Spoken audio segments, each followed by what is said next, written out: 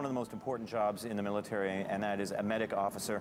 And we are here. This is I guess, a field medic unit, and these are the men who man it. Why don't you give me your name and what you do?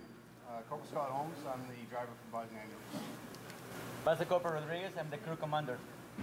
And Liam Siemens-Pearl, I'm the medic in the back. Leading seaman, okay, very good. Maybe we can talk about how you help people with canoe-related head injuries later on. Sure, thanks. Well, are you going to show us around? Maybe we can take a look inside? Yeah, there's not too many people get to see this. Let's take a look. So what's going on?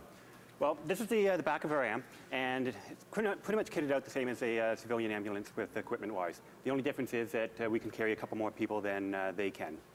So what we do overseas is pretty much treat everything from common cold all the way up to anything related to blast injuries or gunshot wounds or anything. And obviously, this is fairly well armored, huh? Yes, it is. I mean, it has to be. Yeah, overseas this actually has a little bit more armor on it.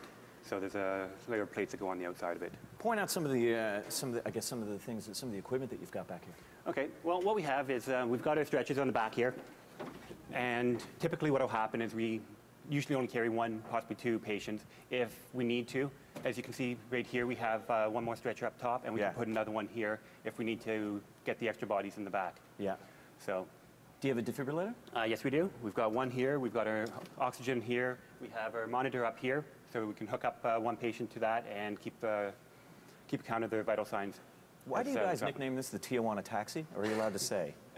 That's courtesy of our crew commander, so you have to ask him about that later on. He's very mischievous, I get the impression. Yes, he is. So we thought we had it off, but apparently it somehow managed to get its way back on again. What are your roles and responsibilities? I mean, what do you do?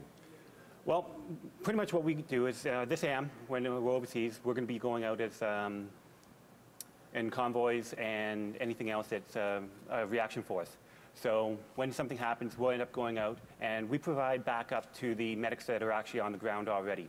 We carry more supplies than they are in their backs. As you can figure out, they can only carry so much stuff on their backs as they're going along. Sure. So we go along, we have extra equipment, we have backboards, we have the oxygen on board if we need it, and a lot more medical supplies. What are some, I mean, this is an obvious question, but I want to hear from you. What are some of the challenges with, treating soldiers in the field?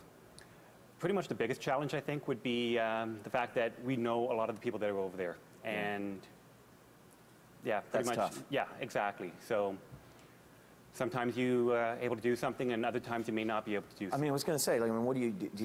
You just have to have an incredible amount of focus. I mean, if this is somebody you know and that you've trained with, you've fought with, that's tough. Yeah, it can be.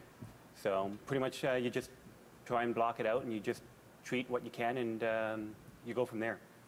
So when do you go back over? We're heading over sometime in September, and we're home sometime beginning of next year. Okay. Well, good luck. So thank you very much for this tour. I really appreciate it. No problem.